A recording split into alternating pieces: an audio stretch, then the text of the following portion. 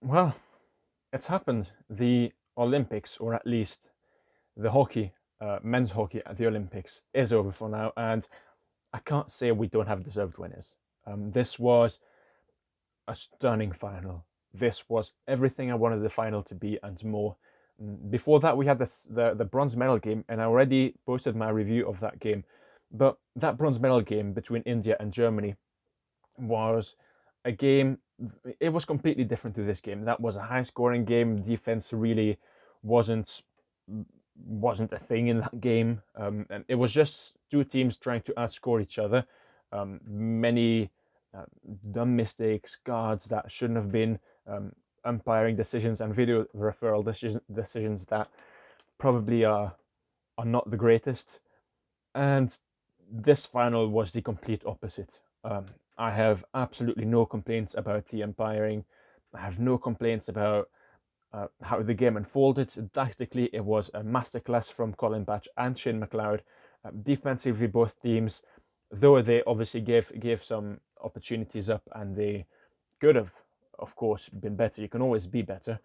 It was a defensive masterclass. Both teams trying to um, outdo each other in terms of their tactical and technical prowesses. This was, where do I even begin? So the first half, the first quarter, in my opinion, although Belgium had two, that was it. Belgium had two shots. There were no chances in the first quarter. Those shots weren't good opportunities. They were always going to be saved.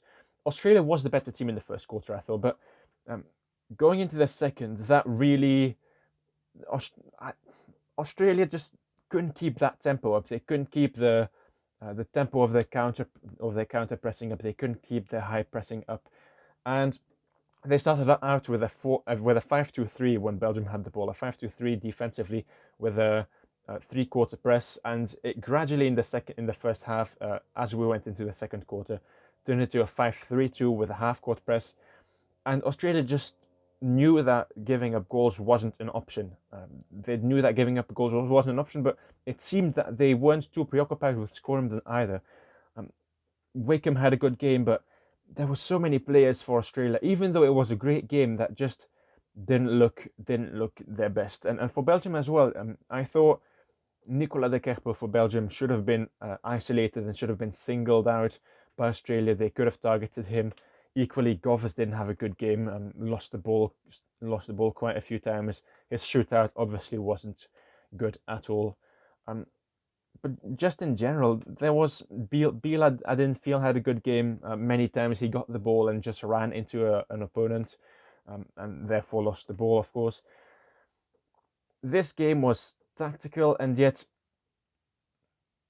it wasn't boring. Even though the first half was a nil-nil, there weren't very many chances at all. Australia's second quarter just wasn't as good as the first. Belgium came into the game the more the game was being played, and it was a nil-nil, but a very tactical one, a very interesting one. Certainly not a boring one. I have tried to record the footage. I will try to transfer it to my laptop. Hopefully, I can make a game analysis of this game, but the third quarter started, and right away, it looked like Belgium was the team that was more hungry, that wanted it more. And I don't know if it was if the Kerper fluffed his control or if it was meant to be a pass. I think it was both. I think he wanted to pass it, but not in that way. He fluffs his control, misses his pass, whatever it is. It gets to Van Obel. Van Obel with a beautiful dink over Charter.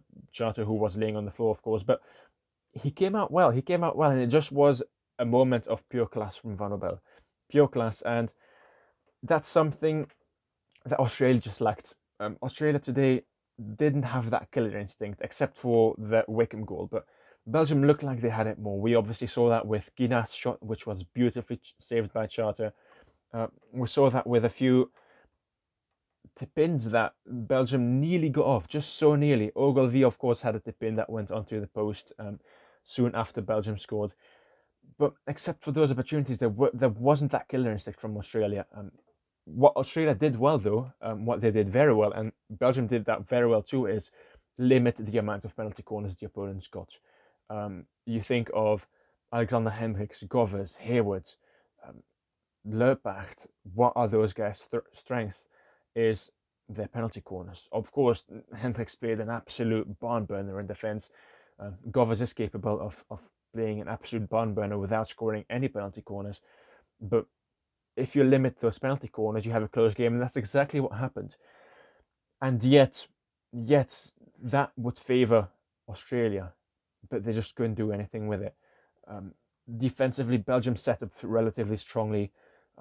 We of course had that moment and in the last moments of the game where Van Doren just gave the ball away, and even then, they give the ball away. Australia doesn't know what to do with it. They fluff it. The ball gets right back into Belgium's stick. Um, I will say though, this is a young Australian team. They aren't the team that they used to be with guys like Dwyer. I've said that many times already. But the average age is about 25, 26.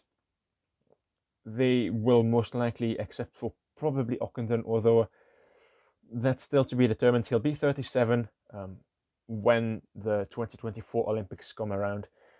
Most players there will likely be present at those Olympics. Most players there will likely participate in those Olympics, and I feel like that might be something for Australia going forward that they could use as an advantage, as a positive, much like Belgium did.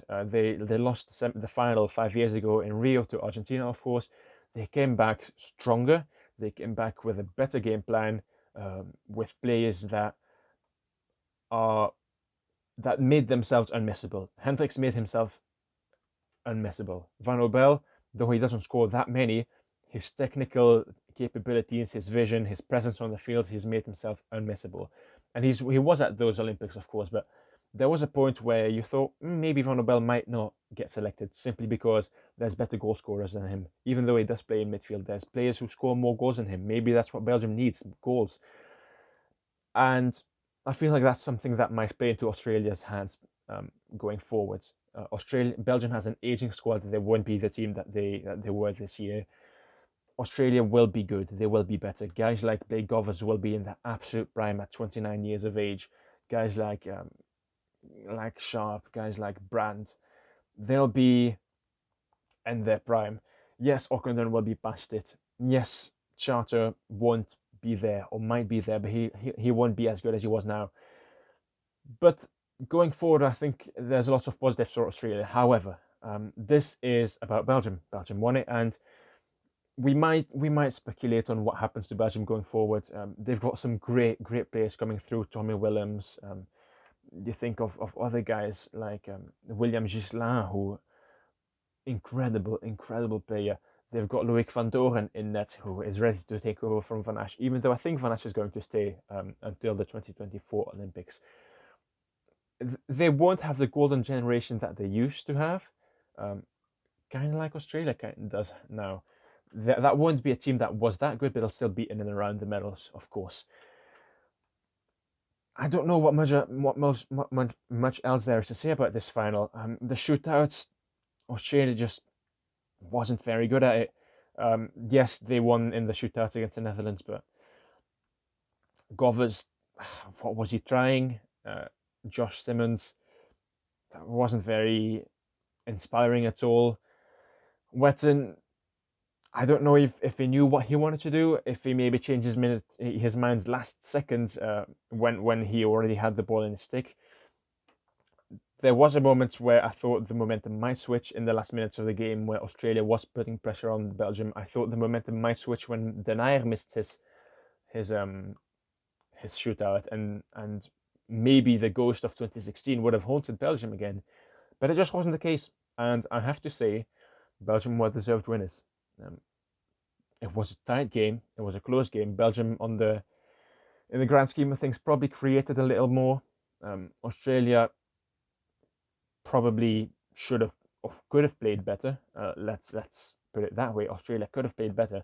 So did Belgium. Defensively, Australia was good, but offensively, they just didn't have any idea what to do. And yeah, in a final, that'll cost you. That'll cost you, and it has cost Australia. But Belgium first, Australia second, Germany, India third, Germany fourth. It looks about right to me. It looks about right to me. we'll see what happens at the World Cup in 2023. That'll be a few months before the Olympics, so that'll be interesting to see if they use that as a preparation for the Olympics, which teams go for it, which teams don't. But it'll be an interesting tournament, and we'll have better teams. Most teams will get better. But that was it for this review. I will hopefully make a game analysis. It all depends on if I, one, get the footage, and two, if it doesn't get taken down, and three, obviously if I manage to find enough time for it. So that's it for this video. If you've enjoyed it, please consider subscribing to the channel and liking the video. I thank you very, very, very much for watching. I'll continue making videos. I've got lots of content coming in the next few days. Again, thank you very much for watching, and I'll talk to you later.